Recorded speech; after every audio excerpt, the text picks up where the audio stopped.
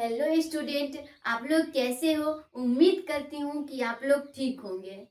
तो मैंने पिछले वीडियो जितना डाला हूँ, हम उम्मीद करते हैं कि आप लोग देख चुके होंगे। और आज फिर से आपके लिए आपकी दीदी लेके आई है वीवीआई क्वेश्चन। तो आप लोग को आज फिर से लिखना है वीवीआई क्वेश्चन, ठीक है। तो मैं आज बताने वाली हूँ क्वेश्चन और आंसर, और आप लोग अच्छे से तैयारी करते जाइए, ठीक है। तो आप लोग चलते हैं क्वेश्चन पे, और नए अंदाज में पढ़ना है, ठीक है। हमने क्या बताती हूँ, कोई टेंशन नहीं लेना है, ठीक है। एक नए अंदाज में पढ़ना और पूरा फोकस पढ़ाई पे करना है, ठीक है। क्योंकि बायोलॉजी वाले ना ही थकते हैं और ना ही रुकते हैं, तो हम क्यों रुके, ठीक है। तो चलिए चलते हैं क्वेश्चन पे। लिखिएगा पहला क्वेश्चन। किसी 4 यौन संचारित रोगों के नाम लिखे। हमने क्या लिखा भाई और बहनों, किसी 4 यौन संचारित रोगों के नाम लिखे, ठीक है। क्या लिखना है, नाम लिखे, और उसके कारक रोगाणुओं के साथ लिखना है, ठीक है। जैसे आप लोग कारक जानते होंगे, हमने क्या लिखा, किसी 4 यौन संचारित रोगों के नाम और कारक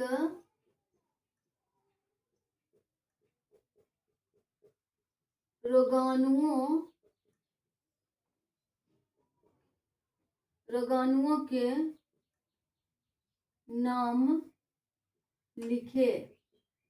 हमने क्या लिखा भाई बहनों, किसी 4 यौन संचारित रोगों के नाम और कारक रोगाणुओं के नाम लिखे, रोगाणुओं के साथ लिखे। क्या लिखना है, रोगाणुओं के साथ नाम लिखे, ओके। यानी किस बीमारी से होता है और किसके कारण होता है वो लिखना है आप लोग को, ठीक है। तो बन जाएगा क्या आप लोग से, नहीं बनेगा तो हम है ना। तो चलिए हम लिखाते हैं, ठीक है। लिखिएगा आप लोग, लिखिएगा पहला, लिखिएगा हर्पीज। हर्पीज किसके कारण होता है, वायरस। किसके कारण होता है, वायरस। उसके बाद लिखिएगा HIV। HIV किसके कारण होता है, वायरस के कारण। HIV किसके कारण होता है, वायरस। किसके कारण होता है, वायरस। उसके बाद लिखिएगा हम गोनेरिया। आप लोग क्या लिखना है, गोनेरिया, ठीक है। उसके बाद क्या लिखना है, गोनेरिया। ये किसके कारण होता है बताइएगा आप लोग कमेंट में, किसके कारण होता है बताइएगा।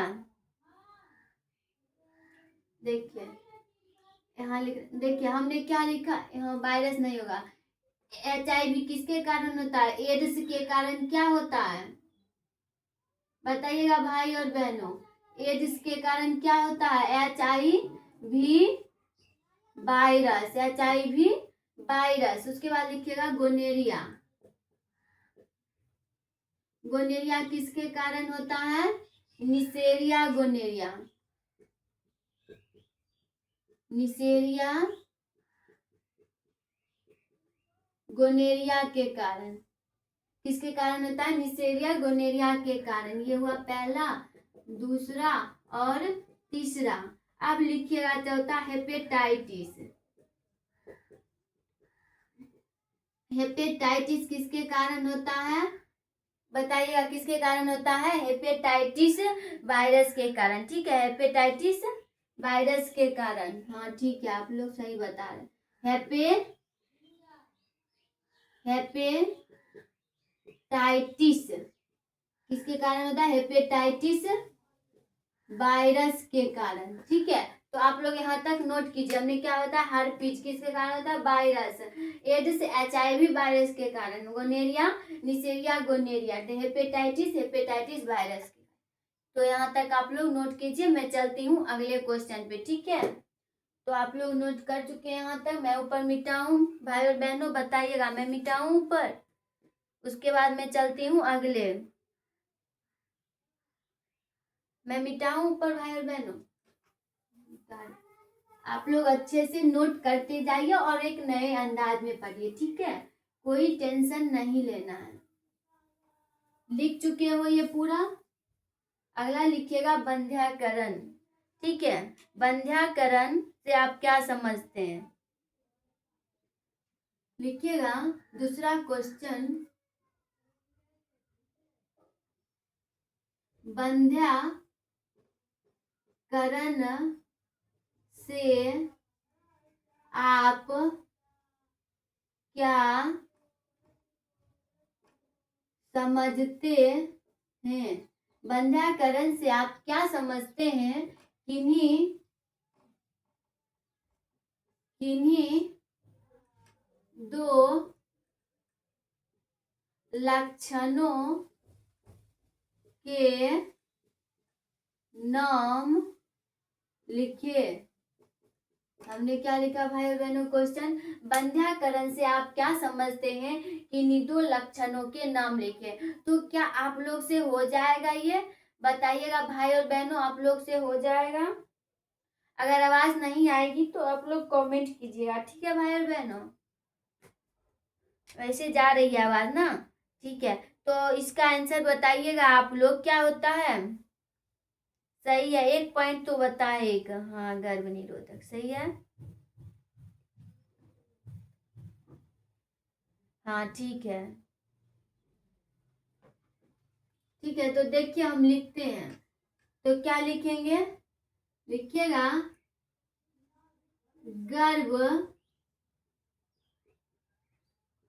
गर्भ निरोधक की, लिखिएगा गर्भ निरोधक की अस्थाई विधि। अस्थाई विधियां आप लोग कमेंट कीजिएगा कि आप लोग को समझ में आ रही है या नहीं, अच्छे से आ रही है या नहीं। नहीं आ रही है तो हम अच्छे से बेहतर समझाने की कोशिश करेंगे, ठीक है भाई और बहनों। ठीक है, आप लोग समझ रहे हैं ना। हमने क्या लिखा देखिए, गर्भ निरोधक की अस्थाई विधियां क्या कहलाती है। अस्थाई विधियां बंध्याकरण कहलाती है। अगला पॉइंट आप लोग तैयार रखिएगा, क्या लिखे हैं, गर्भ निरोधक की अस्थाई विधियां क्या कहलाती है, बंध्याकरण कहलाती है। तो अगला पॉइंट आप लोग बताइएगा सल्क्रिएट, हाँ बताइएगा आप लोग। हाँ ठीक है, ठीक है, बंध्याकरण या शल्य चिकित्सा विधि है, ठीक है। थैंक यू, बहुत अच्छा। आप लोग पढ़ते हो ना, पढ़ते हो ना आप लोग। 1 मिनट आ रही, नहीं तो इंजोर आता होगा, इंजोर भी आ रहा है। देखिए हमने क्या लिखा, तो देखिए हमने क्या बताया, विधियां क्या कहलाती है, गर्भ निरोधक की अस्थाई विधियां क्या कहलाती है, क्या कहलाती है बताइएगा। क्या लिखे, बंध्याकरण। तो आप लोग को यहाँ तक समझ में आया। और अगला पॉइंट आप लोग बताए, यानी आप लोग पढ़ते हो, हमें तो लगा नहीं पढ़ते हो, ठीक है। तो देखिए इसने बताया गर्भ निरोधक की अस्थाई विधि, ठीक है, यह शल्य चिकित्सा विधि है, सही है। तो देखिए हम लिखते हैं उन्हीं का पॉइंट, लिखिएगा यह क्या है, शल्य चिकित्सा, यह शल्य चिकित्सा विधि है जो किसके द्वारा लगाया जाता है, जो डॉक्टरों के द्वारा लगाया जाता है, जो किसके द्वारा लगाया जाता है, डॉक्टरों के द्वारा लगाया। यह शल्य चिकित्सा विधि है जो डॉक्टरों के द्वारा लगाया जाता है। और कोई एनीबॉडी, और कोई बोलिए, और कोई बताइए, नहीं तो हम है ना, हम बताएंगे। तो देखिए आप लोग को यहाँ तक समझ में आ गया होगा, ठीक है। उसके बाद देखिए आप लोग इसका लक्षण बताइएगा जरा। हमने क्या लिखा, बंध्याकरण से आप क्या समझते हैं। तो आप लोग इतना समझ गए हो बंध्याकरण। उसके बाद बोलता है किन्हीं 2 लक्षणों के नाम लिखे। तो जरा आप इसका लक्षण बताइएगा, 2 लक्षण क्या है, ठीक है। बताइएगा जरा इसका दो लक्षण क्या होता है। ठीक है भाई और बहनों, जल्दी बताइएगा सर। हाँ बताइए जल्दी जल्दी। हाँ ठीक है, थोड़ा और आगे जाइए, थोड़ा और। ठीक है ठीक है। तो देखिए आप लोग थोड़ा बताएं बहुत, लेकिन अब हम लिखते हैं, आप लोग देखिए। ठीक है ठीक है, तो लिखिए, यहाँ लिखिए लक्षण। क्या लिखना है? लक्षण। तो आप लोग जो बताए उससे थोड़ा बेहतर है। ठीक है, लिखिएगा पुरुष नस, पुरुष नसबंदी। हमने क्या लिखा? पुरुष नसबंदी। इसमें क्या लिखना है? पुरुष नसबंदी। पुरुष नसबंदी में लिखना है, एक होता है महिला नसबंदी। पुरुष नसबंदी को काट कर क्या किया जाता है? बताइएगा। पुरुष नसबंदी को काट कर क्या कहा जाता है? पुरुष नसबंदी को काटकर, पुरुष नसबंदी को शुक्र, किसको काटा जाता है? शुक्र वाहिनियां को काटकर क्या किया जाता है? बांध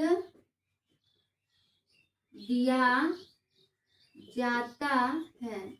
हमने क्या लिखा भाई और बहनों? देखिए, पुरुष नसबंदी को, पुरुष नसबंदी के, पुरुष नसबंदी के शुक्र वाहिनियों को काट कर बांध दिया जाता है। क्या किया जाता है? बांध दिया जाता है। अब अगला लिखिएगा महिला नसबंदी या फेलोपियन नसबंदी को काट दिया जाता है। ठीक है, क्या लिखना है आप लोग लिखिएगा, लिख लीजिएगा आप लोग या मैं लिखा दूं? बताइएगा, लिख लीजिएगा। देखिए लिख ही देती हूँ। दूसरा है, दूसरा लक्षण है, इसी में लिखना है। तो देखिए क्या लिखना है? महिला नसबंदी, महिला नसबंदी या फेलोपियन नसबंदी। आप लोग को दिखाई दे रही है भाई और बहनों? नसबंदी को काट कर क्या किया जाता है?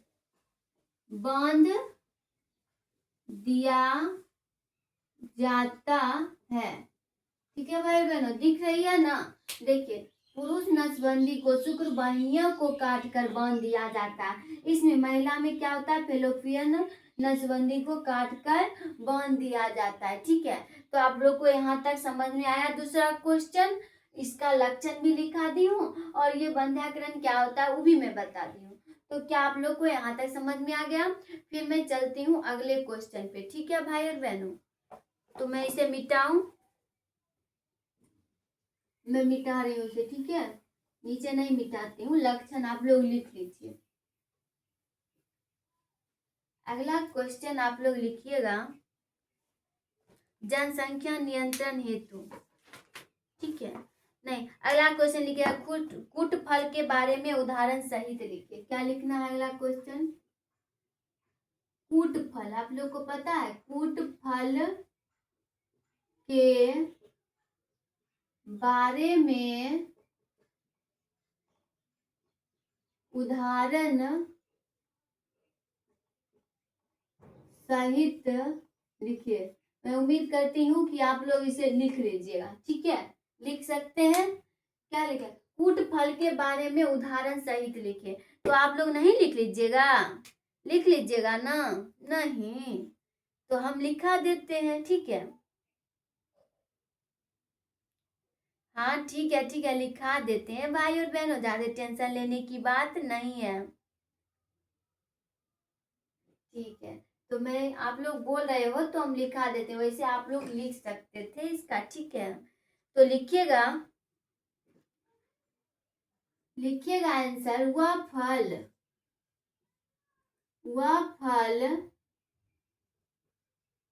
जिसका, वह फल जिसका विकास जिसका विकास अंडाशय से न होकर पुष्प के अन्य भाग से होता है तो इसे कूट फल कहते हैं। ठीक है, क्या कहते हैं? कूट फल कहते हैं। एग्जाम्पल लिखिएगा यानी उदाहरण में लिखिएगा आप लोग सेब। क्या है? सेब। और दूसरा नाशपाती। क्या लिखना है? नाशपाती। ठीक है, तो आप लोग को यहाँ तक समझ में आ गया भाई और बहनों। मैं नीचे मिटाऊं। हमने क्या लिखा? वह फल जिसका विकास अंडाशय से नहीं होता है। क्या होता है? अंडाशय से नहीं होता है, पुष्प के अन्य भाग से होता है, तो उसे हम क्या कहते हैं? कूट फल कहते हैं। याद रखिएगा, पूछ सकता है। ठीक है, उसके बाद उदाहरण में लिखते हैं सेब और नाशपाती होता है। तो फिर मैं अगले क्वेश्चन पे आऊं भाई और बहनों, बताइएगा। अगला क्वेश्चन आप लोग लिखिएगा, अंतः रोपण किसे कहते हैं? ठीक है भाई और बहनों, लिखना है अंतरोपण किसे कहते हैं। लिखिएगा अंतरोपण किसे कहते हैं। तो आप लोग को पता है भाई और बहनों? बताइएगा, पता है? नहीं तो हम लिखा देते हैं। ठीक है, कोई बात नहीं, हम लिखा देते हैं। तो लिखिएगा आप लोग, जब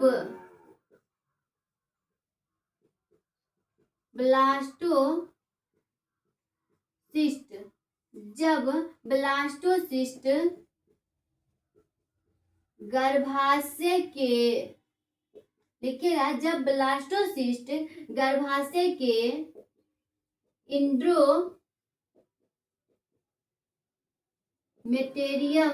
इंडोमेटेरियम से जुड़ा जाती है।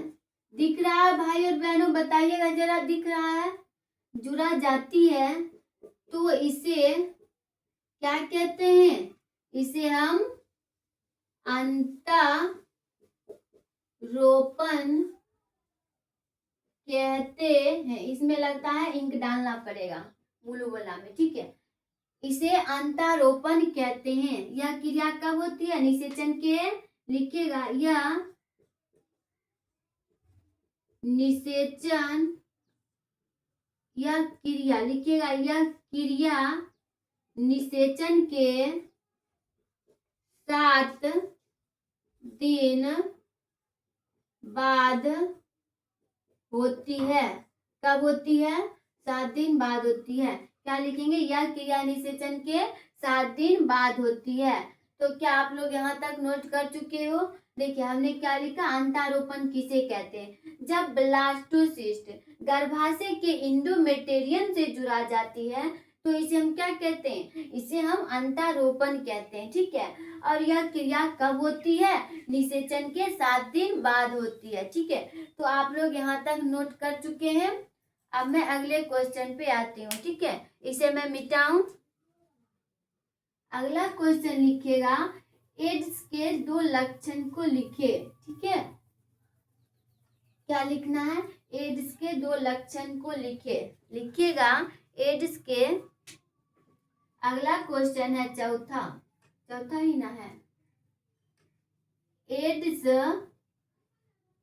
के 2 लक्षण को लिखे। एड्स के 2 लक्षण को लिखे। तो आप लोग इसका लक्षण आप लोग को पता है भाई और बहनों? बताइएगा, पता है या नहीं? नहीं पता है तो हम लिख देते हैं। ठीक है, पता तो होगा ही आप लोग को। ठीक है, हम लिखा देते हैं। तो लिखिएगा, सबसे पहला लक्षण लिखिएगा। इसमें क्या होता है, एक प्रकार का क्या होता है, फेफड़ा रोग होता है, फेफड़ा रोग हो जाता है। क्या हो जाता है, एक प्रकार का फेफड़ा रोग हो जाता है। अब एक आप लोग बताइए तो। ठीक है, पर देखिए हम लिखते हैं, ठीक है, इस दूसरा हम लिखते हैं आप लोग से, ठीक है, आप लोग अच्छे से नहीं बता रहे। क्या होता है, त्वचा में क्या होता है, कैंसर, ठीक है, क्या होता है, कैंसर, त्वचा में कैंसर हो जाता है। आप लोग सही बताए, कैंसर हो जाता है, ठीक है, त्वचा में क्या होता है, कैंसर हो जाता है। तो क्या आप लोग यहाँ लिख चुके हो, एड्स के 2 लक्षण हमने लिखा दिया है। तो अब हम चलते हैं एलर्जी पढ़ेंगे, ठीक है, तो मैं इसे मिटाऊं। अगला क्वेश्चन आप लोग लिखिएगा, यानी आप लोग के लिए है अगला क्वेश्चन। देखिए भाई बहनों, मन लगा के पढ़िए, कोई टेंशन नहीं लेना है, एनर्जी से पढ़ना है, क्योंकि हम बायोलॉजी वाले हैं। ना ही थकते हैं और ना ही रुकते हैं, ये तो आप लोग को भी याद हो जाना चाहिए, ठीक है। तो फिर मैं अगले क्वेश्चन पे आऊं, तो चलते हैं। आप लोग नोट कर चुके, लिखिएगा एलर्जी क्या है। एलर्जी क्या है,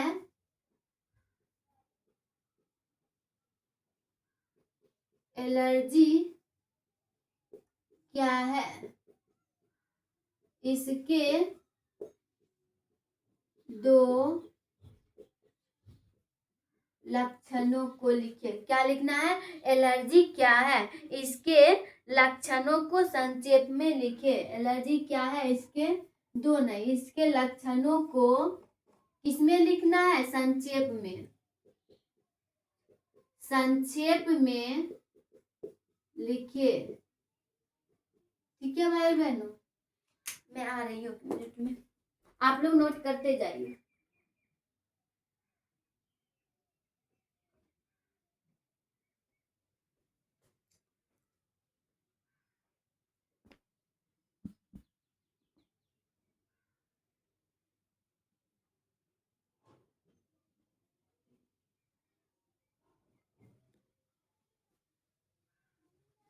आप लोग को दिख रहा है भाई और बहनों, तो देखिए एलर्जी क्या है, इसके 2 लक्षण, इसके लक्षणों को संक्षेप में लिखे। तो आप लोग लिखिएगा एलर्जी, लिखिएगा एलर्जी, एलर्जी उत्पादक क्या होता है, एलर्जी उत्पादक दुर्बल होता है, ठीक है, आप लोग लिखते जाइए। तो उत्पादक ठीक है, क्या होता है, उत्पादक पदार्थ दुर्बल, ठीक है, हमने क्या लिखा है, एलर्जी उत्पादक पदार्थ दुर्बल, क्या लिखा है, दुर्बल। आप लोग वह नहीं अच्छी कीजिएगा, ठीक है, चकाइएगा नहीं पढ़ने में, ओके। कोई कुछ भी पढ़ लेता है, इसीलिए ध्यान दीजिए। उसके बाद बताइएगा क्या होगा, दुर्बल और क्या होता है, ठीक है, एजिटेंस, क्या होता है, एजिटेंस, सही है, आप लोग भी पढ़ते हो, मैं आज पता चला। एजिटेंस हो तो इसे हम क्या कहते हैं, इसे एलर्जी कहते हैं, ठीक है। तो आप लोग नोट कीजिए जरा, ठीक है भाई और बहनों। देखिए तो दिख रहा है भाई और बहनों, आप लोग को दिख रहा है, बताइएगा अच्छे से, और नहीं दिख रहा है तो जरा बताइएगा। हमने क्या लिखा, एलर्जी उत्पादक पदार्थ दुर्बल एजिटेंस, एजिटेंस हो तो इसे हम क्या कहते हैं, इसे हम एलर्जी कहते हैं, क्या कहते हैं, एलर्जी कहते हैं, ठीक है भाई और बहनों। उसके बाद में फिर चलती हूँ लक्षण, लिखिएगा आप लोग लक्षण, क्या लिखना है, लक्षण। तो आप लोग लक्षण जरा बताइएगा, बताइएगा भाई और बहनों। हम एक लिखते हैं और आप लोग तैयार रखिएगा, अगला लिखिएगा। एलर्जी में उत्तक फूलकर क्या होता है? लाल हो जाता है। थोड़ा जल्दी आप लोग लिखिएगा, ठीक है भाई बहन, थोड़ा काम है। एलर्जी में उत्तक फूलकर क्या होता है? लाल हो जाता है। अब आप लोग बताइए क्या लिखना है। हमने एक बता दिया, उत्तक फूलकर लाल हो जाता है, सही है। उत्तक खुजलाना शुरू हो जाता है, लिखिए, सही है, सही है। आप लोग सही बता रहे हैं, गलत नहीं है। बच्चे का ये नहीं, जो मन में आता है जो बोलते जाइए, सही है। तो देखिए अगला लिखिएगा। आप लोग ने बताया उत्तक, उत्तक खुजलाना शुरू हो जाता है। क्या होता है? उत्तक खुजलाना शुरू हो जाता है। अगला लिखिएगा, त्वचा लाल हो जाता है। क्या होता है? त्वचा लाल हो जाता है, ठीक है। उसके बाद आप लोग यहाँ तक नोट कर चुके हैं। हमने क्या लिखा? एलर्जी क्या है, इसके लक्षणों के संक्षेप में लिखे। तो देखिए आप लोग लिख चुके हैं। एलर्जी, एलर्जी उत्पादक पदार्थ दुर्बल एजिटेंस हो जाता है, तो इसे हम क्या कहते हैं? एलर्जी कहते हैं। इसका लक्षण एलर्जी में उत्तक फूलकर लाल हो जाता है और उत्तक खुजलाना शुरू हो जाता है। या उसके बाद है त्वचा लाल हो जाता है, यानी शरीर का त्वचा कैसा हो जाता है? लाल हो जाता है। किसमें? जब एलर्जी होती है तब, ठीक है। नोचता है ना, खुजला, उसी को बोलते हैं खुजलाना, ठीक है। तो आप लोग यहाँ तक नोट कर चुके हो भाई और बहनों। तो देखिए भाई और बहनों, थोड़ा काम आ गया है तो मैं आज की क्लास यहीं तक रखती हूँ, ठीक है। फिर मैं मिलती हूँ आपको नेक्स्ट वीडियो में। लेकिन हम जहाँ तक आपको पढ़ाते हैं, मैं उम्मीद करती हूँ कि आप लोग पूरा वीडियो देख लिए होंगे, ठीक है। तो देखिए आप लोग देख चुके हो, और जहाँ नहीं समझ में आए आप लोग कमेंट कीजिए। समझ में आए तो बेहतर है, और नहीं आए तो आप लोग हमसे संपर्क कीजिए, ठीक है। मैं उसे बेहतर समझाने की कोशिश करूंगी। ओके भाई और बहनों, तो फिर मैं मिलती हूँ, फिर बीवीआई के साथ मिलती हूँ नेक्स्ट वीडियो में, यानी कल के क्लास में, ठीक है। Okay, bye bye. आप लोग अच्छे से रहिएगा और मेरा वीडियो लाइक कमेंट जरूर कीजिएगा, शेयर, ठीक है। तो मैं चलती हूँ।